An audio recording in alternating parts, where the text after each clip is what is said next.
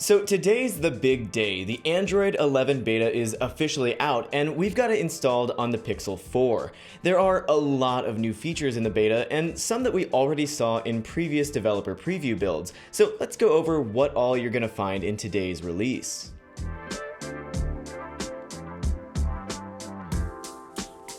First off, there's a totally new power menu. So if you press and hold the sleep wake button, you can see there's still the power off and restart buttons up top, along with an emergency button that lets you quickly call 911 or view your emergency info. But there's also quick access to your Google Pay info and this new smart home control board that I'm a really big fan of.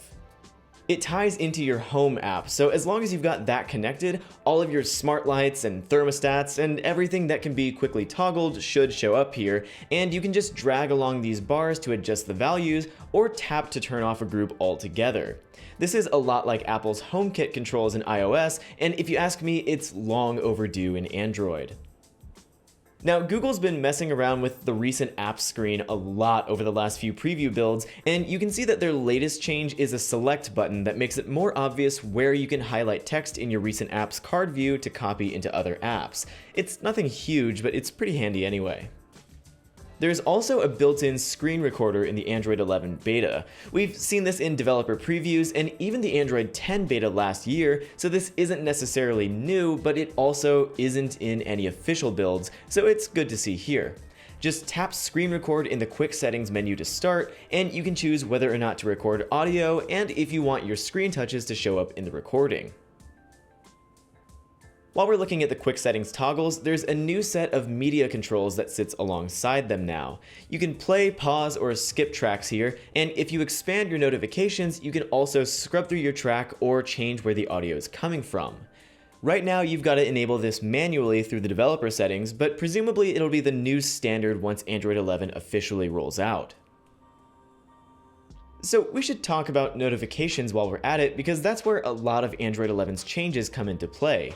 Now your incoming notifications get sorted into general notifications, silent ones, and this new conversations tab that sits at the top of the screen. So remember Facebook's chat heads, those little circles that floated on top of your screen and held your messenger conversations? Google is trying to make that a system-wide thing for any chat apps with Android 11. So Telegram, WhatsApp, regular SMS messages, you should be able to configure Android's new bubbles for basically anything.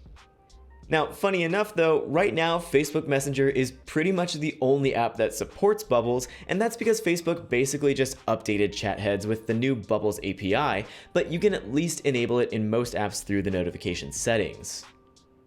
Some other smaller details with Android 11, there's a new suggested apps feature in the dock that automatically replaces icons when you move them with other apps that Google thinks you might like there.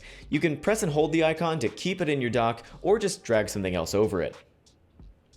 Android 11 also introduces resizable picture-in-picture videos, so you can drag your finger along the corner of a YouTube video that's floating on your screen to make it larger or smaller.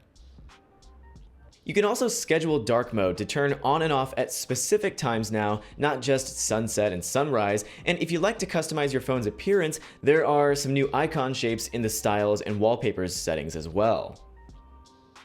Now, we already saw this in the developer preview builds, but Android 11 is also bringing more flexible management of your app permissions. Now you can grant single-use permissions to specific apps, or set Android to automatically revoke permissions when you haven't used an app in a while. You can set all of this up in the app permissions settings. So is Android 11 going to fix the Pixel 4's more endemic issues like poor battery life and Soli? Well, no, but it catches Android up to iOS in the areas where it needs it, like smart home controls, while furthering its advantages over iOS in areas like notification management. We're still not exactly sure when to expect Android 11 to officially roll out, but it's looking more and more like it'll be well worth the wait. Hey everyone, let me know your favorite features of Android 11 in the comments down below, and if you enjoyed this video, give it a like and subscribe to the channel.